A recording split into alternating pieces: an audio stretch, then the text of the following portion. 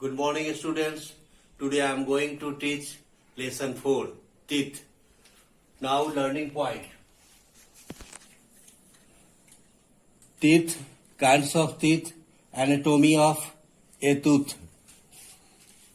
Now, word meaning. Milk teeth, दूध के दांत. परमानेंट टीथ, अस्थाई दांत.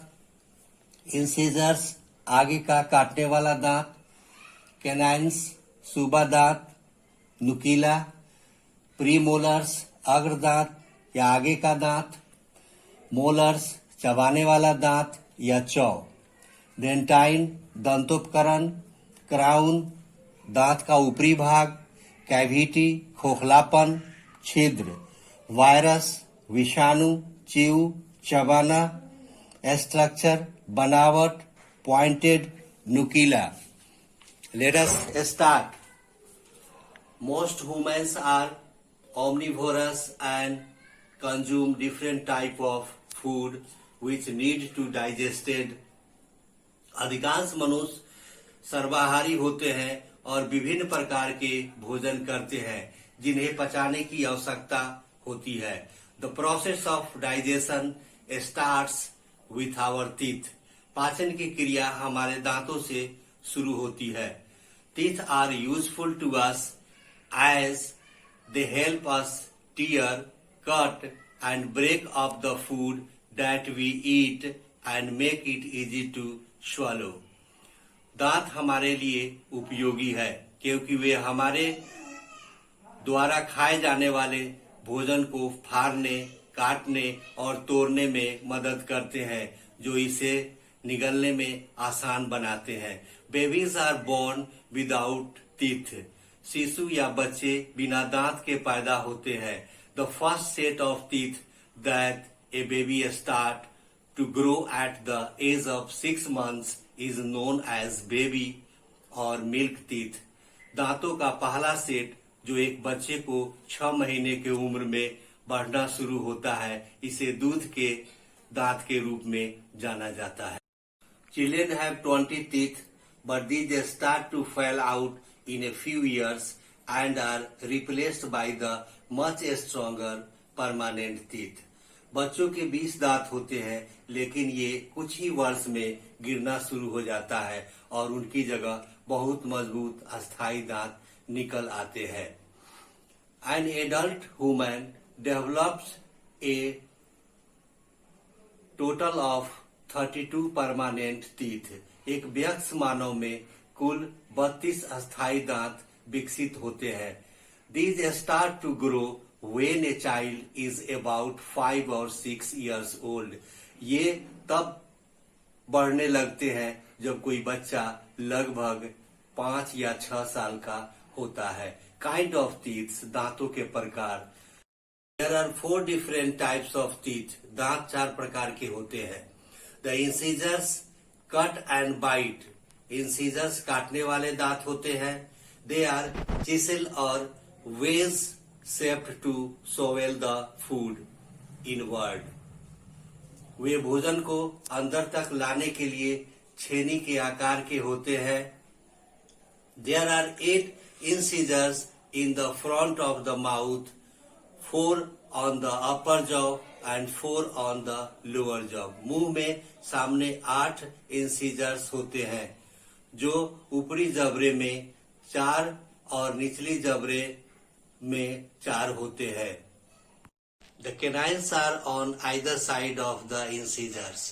Canine इंसीजर्स के दोनों तरफ होते हैं. They grasp and tear the food. वे भोजन को पकड़ने और फाड़ने में मदद करते हैं. The premolar are located behind the canines. Premolars canine के पीछे स्थित होते हैं. They have a flat surface suitable for crushing food.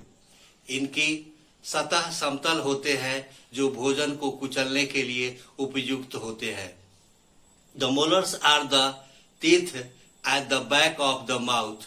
Molars मुंह के पीछे के दांत होते हैं. They are much bigger than premolars and have flatter chewing surface. Way premolar की तुलना में बहुत बड़े होते हैं और चबाने वाली एक सतह होती है। Their functions is to chew and grind the food into a smaller pieces. इनका काम भोजन को छोटे छोटे टुकड़ों में चबाना और पीसना होता है। एनाटोमी ऑफ ए टूथ, दांतों की संरचना। The teeth is fix in the bony jaw socket and held in place by gums.